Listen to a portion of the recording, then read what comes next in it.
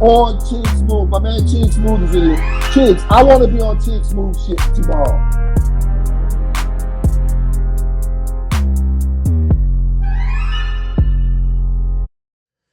Okay. So Karen Civil been in the media recently. She was in some girl named Jessie Wu or something like that. I don't know what the fuck going on. But her and Joyner Lucas was going back and forth about it. I don't want to play this whole thing, but let me play this and y'all tell me what y'all think about this, or tell me if you even care. Because you know, while I was doing a podcast today, it was hard to have this conversation with my homies because they don't deal with as many industry people as I do. So they don't know really Karen Civil in terms of why she's important, why she's maybe affected a lot of people, why people might, be scared to speak out about her, or why, what she does is really effective, right? So they don't know even like the scope of her work. Like the simple way always where I like to just explain her is like she's the Olivia Pope of hip hop. You know what I mean? You a rapper and you clap somebody and nobody knows, or you're being investigated for some foul shit, could be anything. If you have Karen Civil on your team, say for example, the media was gonna know the next morning, Karen gonna make sure maybe the media don't even know at all. So y'all going to court, this and third, the media never finds out about it. She's a fixer.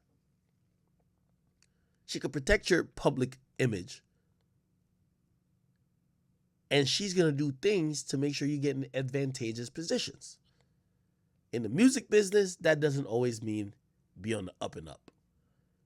You might low-key have to threaten a nigga like, yo, if you post that this motherfucker did this, I'm gonna fuck you, whatever it is. I'm gonna fuck you up. Like, not saying she does that. I'm not saying she does that at all. But, and by the way, she never did that to me.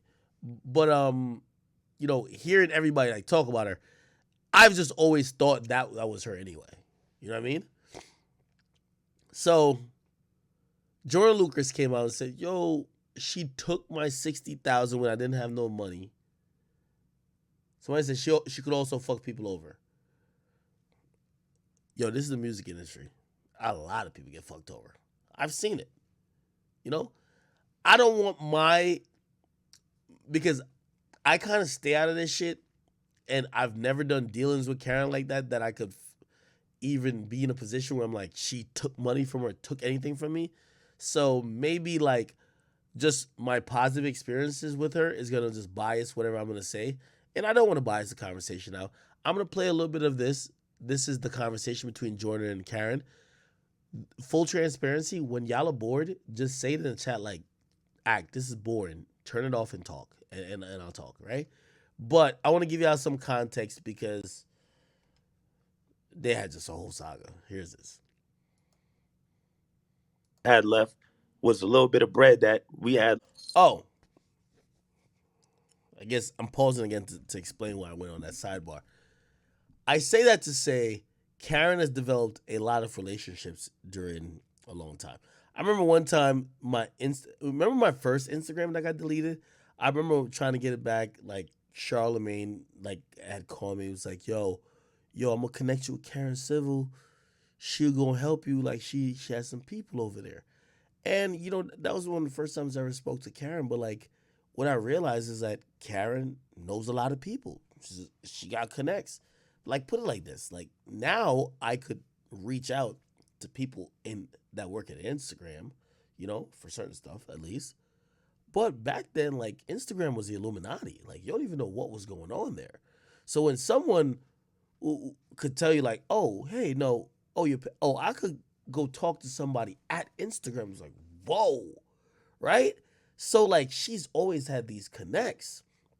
And with being the relationship person, you get to realize like, for example, say Karen was trying to help me get my account back, right? For that, right? And maybe I don't think she did get my account back or anything though, because that account never came back. But still, like, I don't know, say she might done a favor for me or whatever. Like I might be like, yo, Karen, how does this happen? And she helped me with something, right? Who knows? She's she's kind of she's a she's a veteran in the game, and she knows a lot of people. She can connect dots. Now I owe her a favor. Say Joyner Lucas comes to her and says, "Yo, I want to be on Akademiks page. Yo, I be DMing him. I be whatever. Like he just don't respond. Yo, I got like this 10 grand. I want to get these posts up on this page. Like, yo, help me out." Say Karen knows me, right? Karen might just call me and be like, "Yo, Ak, remember I did so and so and so and so for you and so and so. You know you owe me a favor. I'm gonna call it in right now. Please, like, just check this out and look at blah blah or whatever, whatever." And say I'm like, I'm gonna just put whatever up for you, right? That's her using her networking, her reach, her brand to get something done. Now, the money that Joyner Lucas gave her, he's probably thinking, you're going to use that money to just pay the person that we're going to need the service from. No. Your money wouldn't even be good. And also, if it wasn't Karen asking for a favor, we wouldn't even fuck with you. So, like, I look at it like that, where I'm like, yo, I think sometimes people are trying to watch her pocket. Because they're looking at her like, yo, we gave you money, but you're on vacation. I don't know. And I don't want to be seeming like I'm defending her too much, because there's a lot of allegations. A lot. So I'm just keep playing it. That was everything. It was like, word, finally somebody that's gonna help us, because I ain't know nobody that can help us. I'm from motherfucking Worcester, Massachusetts, and I'm out here in Boston. Ain't nothing, you know what I'm saying? I don't know. And I'm sorry to pause again, but your Joyner does seem hurt. And that's why I don't want to shit on anything he's saying. I think he feels hurt because he's like, yo, you took advantage of the fact that I wasn't in the industry and you didn't think I was going to pop off.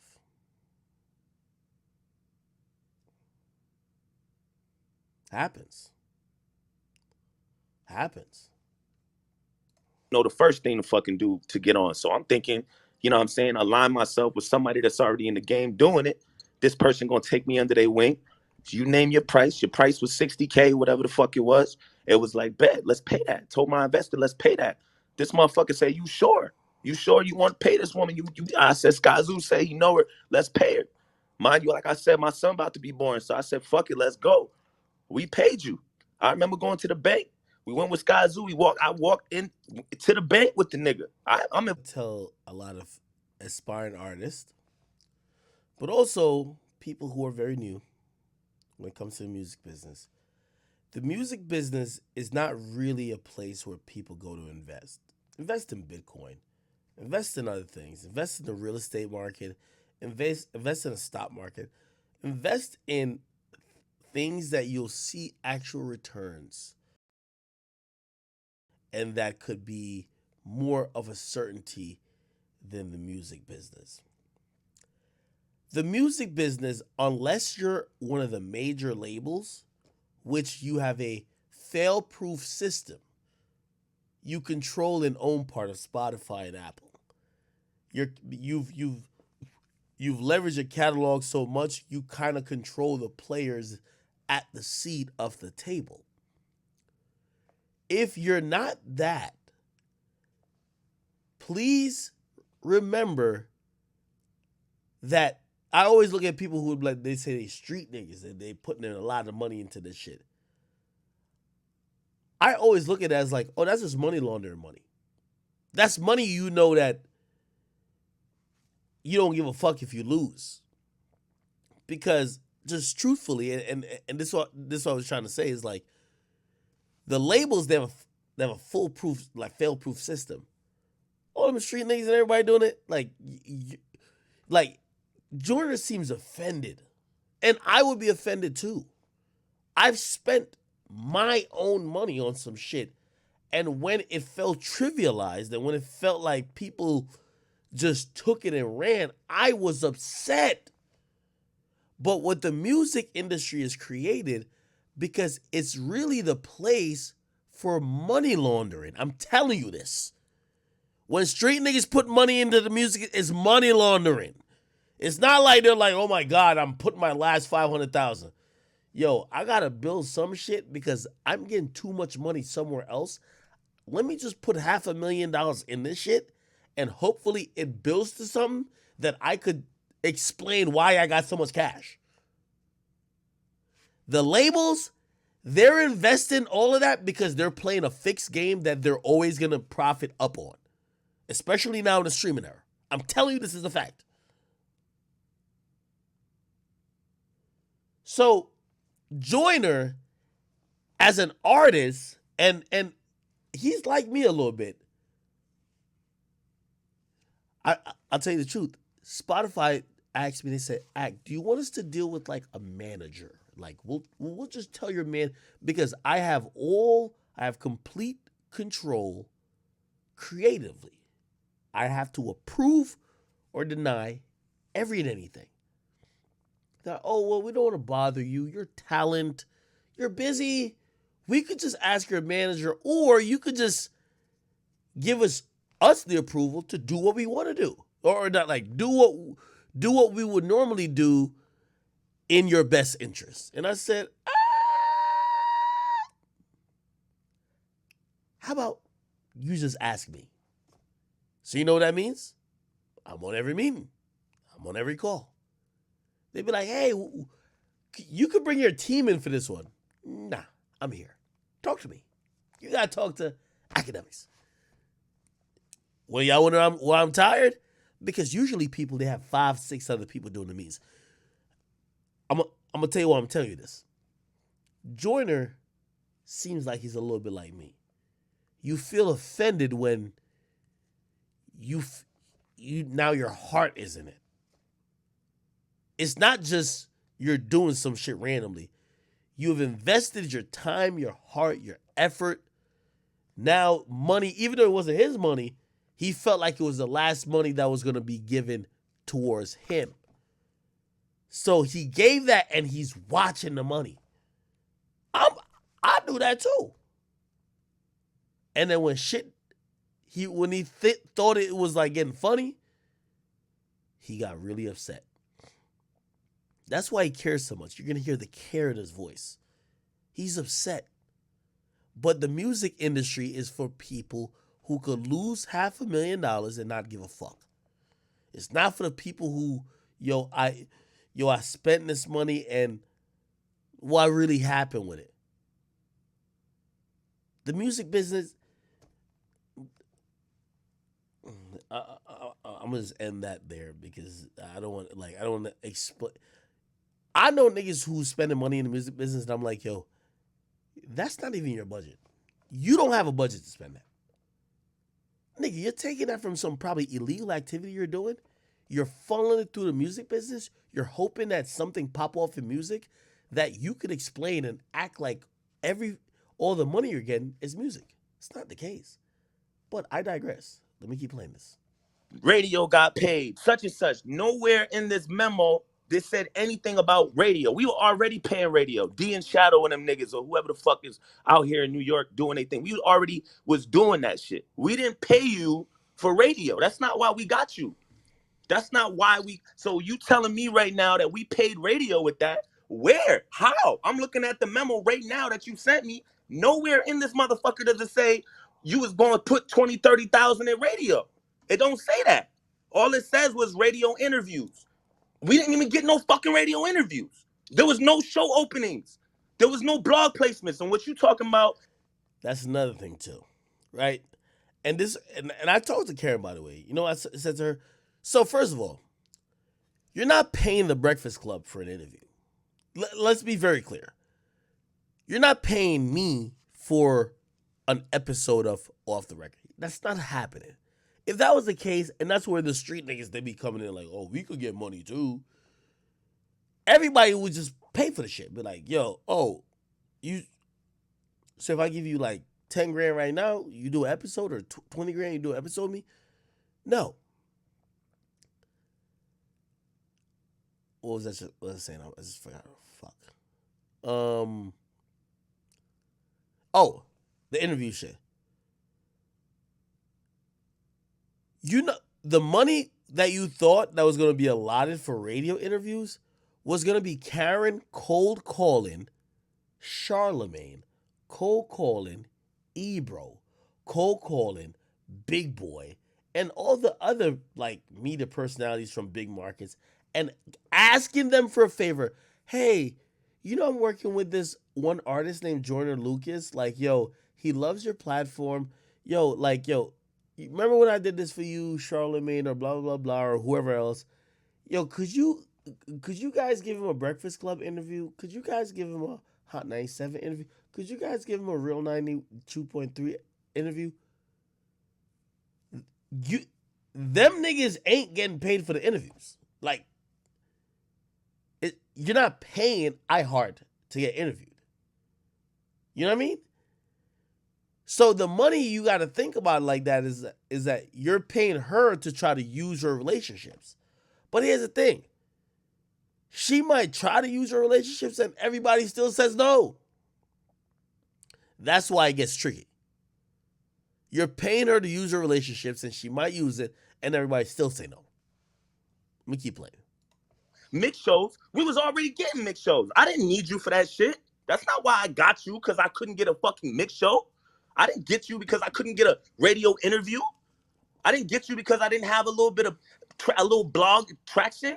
That's not why I got you. I felt like you sold me a fucking dream. And then you stopped answering my phone call. Mind you, I got a son on the way. And this is all I got. You feel me? So I'm real fucked up now. And then you, every time you answered the phone, it was like, nigga, what you want type shit. Like, you like, I'm bothering you.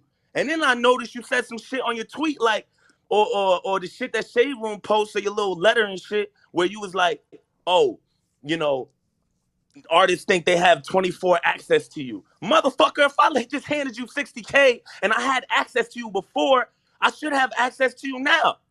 I can't talk to you?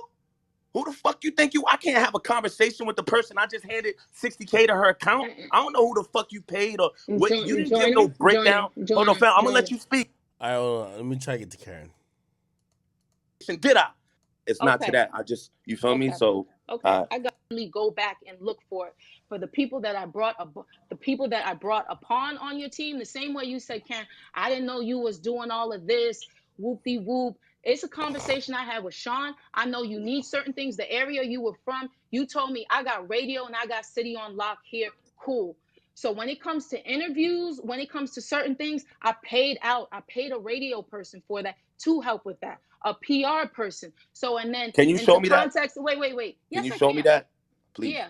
Show me that. Okay. That's all I want to see is just show me it broken down. Just that's it. Okay.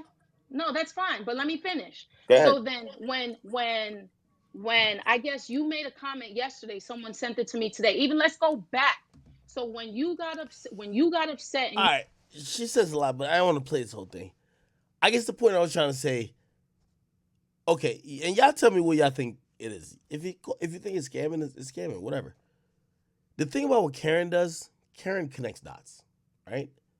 So remember I told you, like, yo, she might have took or got 10K from you, but I owed her favors. So I posted or I listened to or I looked at some shit that had to do with you, and you thought that that's what you needed to pay for me to do it. No, I owed her favors. So I don't get the money, right? Nigga, she took that money for herself. You know why? She used her relationship. She called in a favor with me. And I think that's where she's still trying to say, hey,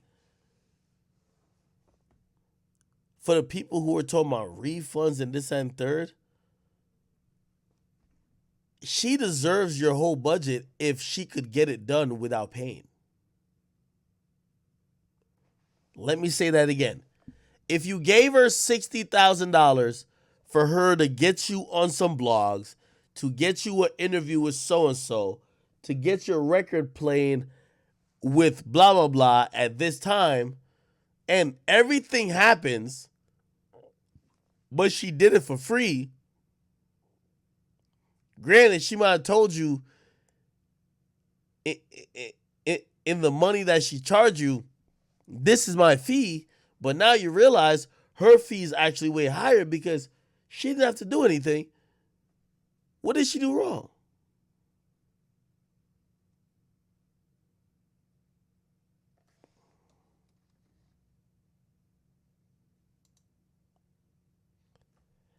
I don't know if I'm being complicated about this, no? Someone says she blocked dude. Oh, no. Hey, the way she handled him, obviously that's why I'm not sitting here and saying that, let me be clear, and I don't want to stick on this too much. I'm not sitting here and saying that she doesn't, that she robbed him, right? Or she didn't rob him. He's claiming points that, yo, she finessed me on money here, she did this, she ignored me here. All I'm trying to say really is that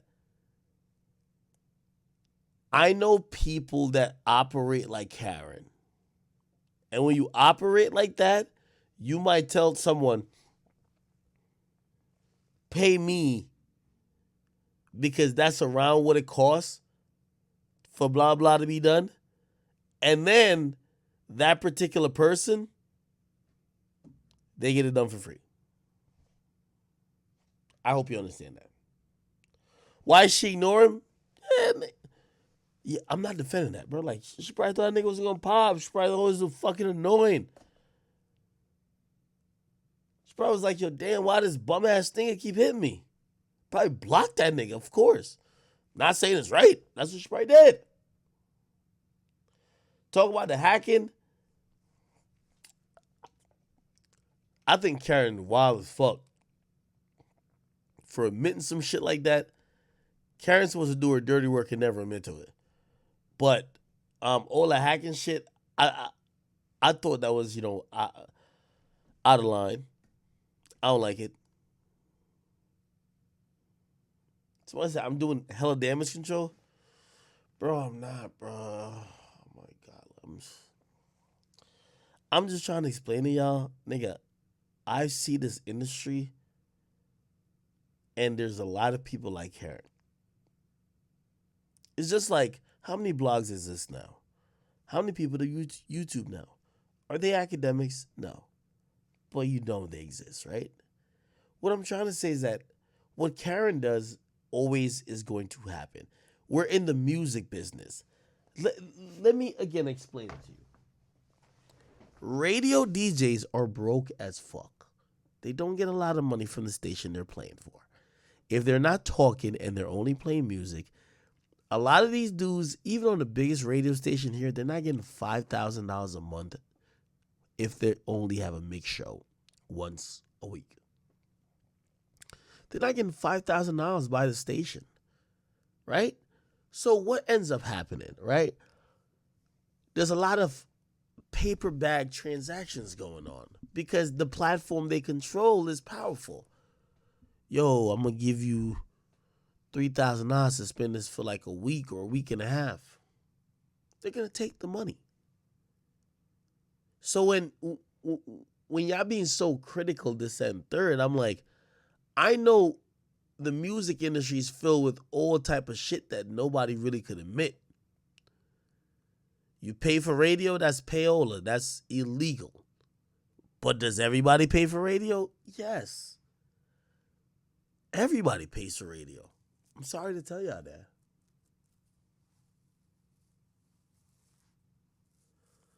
Someone says, Karen. Someone says, I'm scared of going Karen bad side. Bro, stop playing with me. Nigga, if Karen had said nothing about me that was disrespectful, you know I go to war with anybody. Stop it, bro. Y'all gotta really stop it, man. Y'all know the type of nigga I am, bro. Y'all know the type of, stop playing with me, bro. I don't give a fuck about talking about nobody. Me and Karen ain't do no business like that. I'm just telling you, the type of chick Karen is, she's a scrappy bitch who save artists. I seen her save artists. She begs platforms like mine, don't embarrass niggas. She's worked for Nicki. Nicki's a fucked up human being. She's tried to make her seem personable. That's all I'm saying, my nigga. Y'all, yo, she not no perfect chick like Karen. I don't know her that well.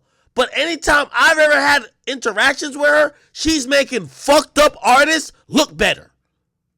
I'm telling you.